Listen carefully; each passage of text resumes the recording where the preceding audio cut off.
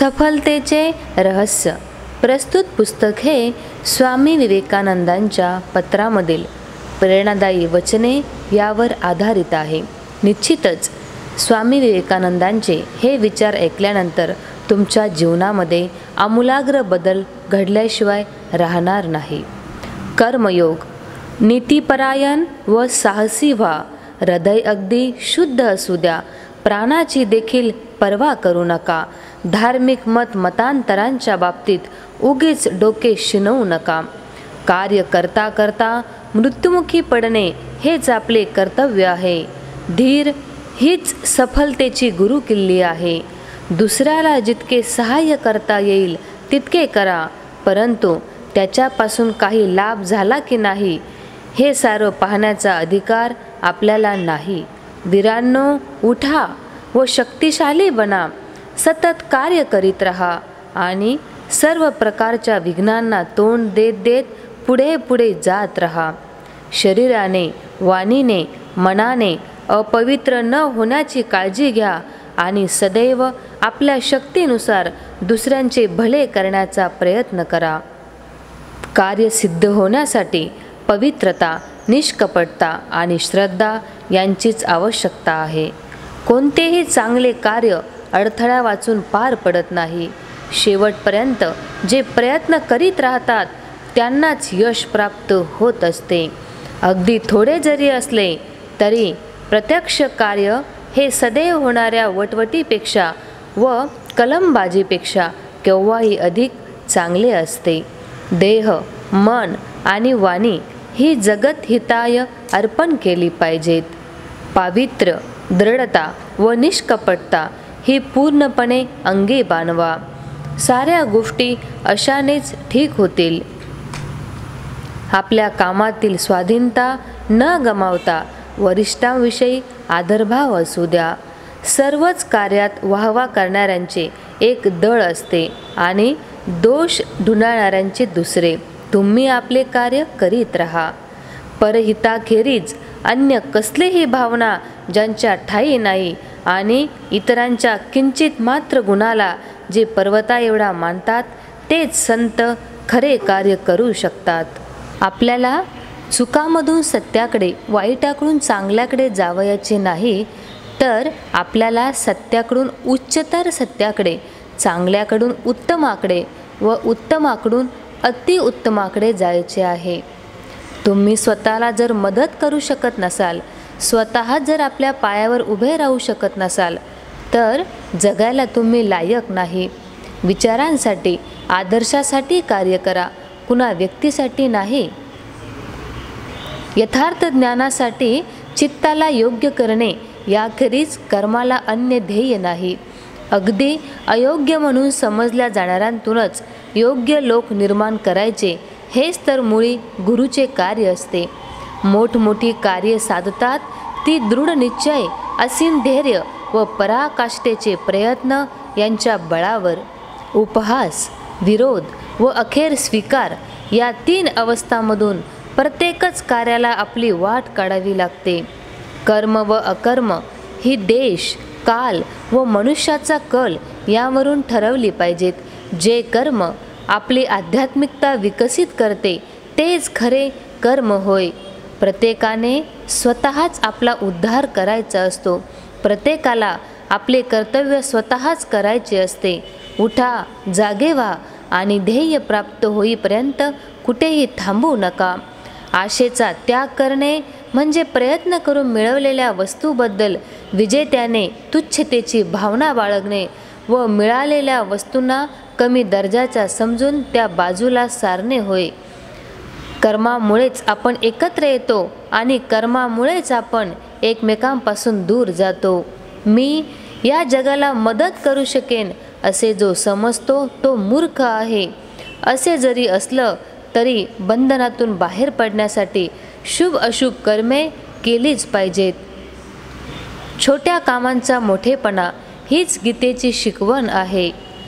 धर्म, नीतिपरायणता व साहस यांच्या व्यतिरिक्त दुसरा धर्म नाही. बाकी सर्व काही मग आपोआपच मिळेल. धर्माला त्याच्या योग्य सीमेतच ठेवून समाजाला स्वतःची उन्नती व विकास करून घेण्यासाठी स्वतंत्रता दिली पाहिजे. धर्म हा पंथ उभारण्यात किंवा केवळ धामाधूम माजवण्यात नाही, पवित्र व निस्वार्थ बनण्याचा प्रयत्न करा. यातच सर्व धर्म साठलेला आहे. धर्माचे रहस्य प्रत्यक्ष आचरणात आहे, शुष्क मतवादात नाही. स्वतः चांगले व्हा व दुसऱ्याचे चांगले करा, हाच खरा धर्म. धर्म म्हणजे मनुष्याचे जे मूळ ब्रह्मरूप आहे त्याचे प्रगटीकरण होय. धर्माचा संबंध केवळ आत्म्याशी असून त्याने सामाजिक बाबतीत हात घालू नये हे विशेष करून ध्यानात घेतले पाहिजे. कोणत्याही देशात जे दोष असतात ते त्या ठिकाणी विद्यमान असणाऱ्या धर्मामुळे नसतात, तर धर्माचे योग्य रीतीने पालन न केल्यामुळेच हे सारे दोष उद्भवलेले असतात. म्हणून धर्माचा काहीही दोष नसून दोष माणसाचा असतो. धर्माला सामाजिक कायदे बनवण्याचा व जीवाजीवामधील विषमतेवर भर देण्याचा देखील काही अधिकार नाही, कारण काल्पनिक व भयंकर अशा विषमतेचा पूर्ण नाश करणे हेच धर्माचे अंतिम लक्ष्य होय. खरा धार्मिक मनुष्य सर्वत्र उदार मताचा सापडेल. जे धर्माचे दुकान लावतात ते धर्मात स्पर्धा, झगडे, स्वार्थपरता वगैरे सामाजिक गोष्टी आणतात आणि त्यामुळे त्यांना संकुचित आणि उपद्रवी बनणे भाग पडते.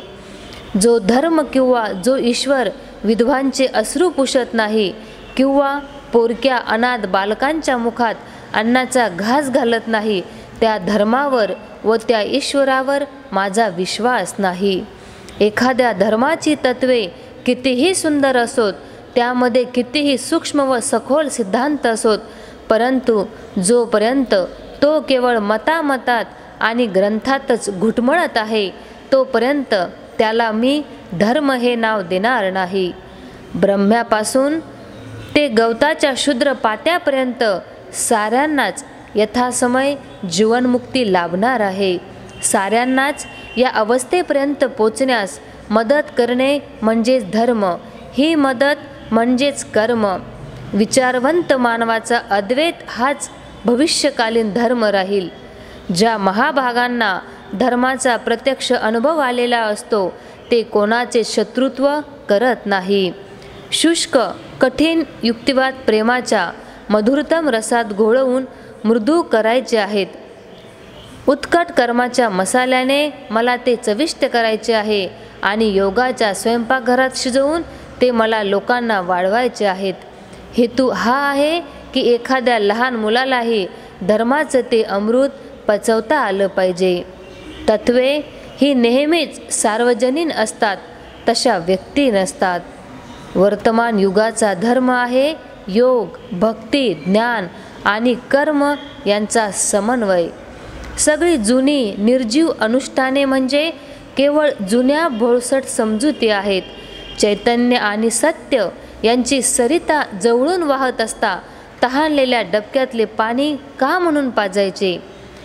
शांत जड द्रव्यात अनंताला व्यक्त करण्याचा, स्थूल जड कणात चैतन्याला प्रगट करण्याचा बालिश प्रयत्न माणूस करतो, परंतु शेवटी त्याला आपली चूक कळून येते व तो मागे वळण्याचा प्रयत्न करतो. हे मागे वळणे हे आपल्या मूळ स्वरूपाकडे परत फिरणे हाच धर्माचा प्रारंभ होय. तत्वज्ञान, योग, तपश्चर्या, देवघर, अक्षता, नैवेद्य या सर्व गोष्टी म्हणजे एका व्यक्तीचा किंवा एका देशाचा धर्म होय, परंतु परोपकार हाच सर्वश्रेष्ठ वैश्विक धर्म होय. वासनाक्षय आणि तद अनुषंगाने निश्चितपणे होणारा इच्छाशक्तिक्षय हा सर्व धर्माचा गाभा होय. खरे प्रेम हे प्रेमास्पदाच्या जातीचा विचार करत नाही. धर्मग्रंथ, धर्म उपदेशक, आचार्य व उद्धारकर्ते यांच्यावर जो अवलंबून नाही आणि ज्याच्यामुळे या किंवा इतर कोणत्याही जन्मात इतरांवर अवलंबून राहण्याची गरज भासत नाही, तोच खरा धर्म. शक्ती. केवळ पैसा ही जगातील शक्ती नव्हे, चांगुलपणा, पावित्र्य हीच खरी शक्ती आहे. पवित्र आणि शुद्ध बना आणि प्रेमासाठीच प्रेम करा. उत्कट गुरुनिष्ठा, अपार धैर्य व अखंड चिकाटी या वाचून काहीही प्राप्त होऊ शकत नाही हे निश्चित जाणून घ्या. शक्ती, केवळ पैसा हीच जगातील शक्ती नव्हे. चांगुलपणा, पावित्र्य हीच खरी शक्ती होय. पवित्र आणि शुद्ध बना आणि प्रेमासाठीच प्रेम करा. कुठलाही स्वार्थ ठेवू नका. उत्कट गुरुनिष्ठा, अपार धैर्य व अखंड चिकाटी या वाचून काहीही प्राप्त होऊ शकत नाही हे निश्चित जाणून घ्या. जीवनाची खूण म्हणजे गतिमानता. ईश्वर म्हणजे समग्र विश्वामध्ये व्याप्त अशी महाशक्ती आहे आणि हीच महाशक्ती साऱ्या स्त्री जातीच्या रूपाने प्रकट झाली आहे असे जो जाणतो तो खरा खरा शाक्त होय. प्रकृतीच्या भावात्मक, अस्तिवाचक आणि म्हणूनच आत्मविकासाला पोषक असणाऱ्या शक्तींच्या संचयाची क्रियाच जगातील अभावात्मक, नास्तिवाचक, विनाशक शक्तीचे निर्दालन करणार आहे.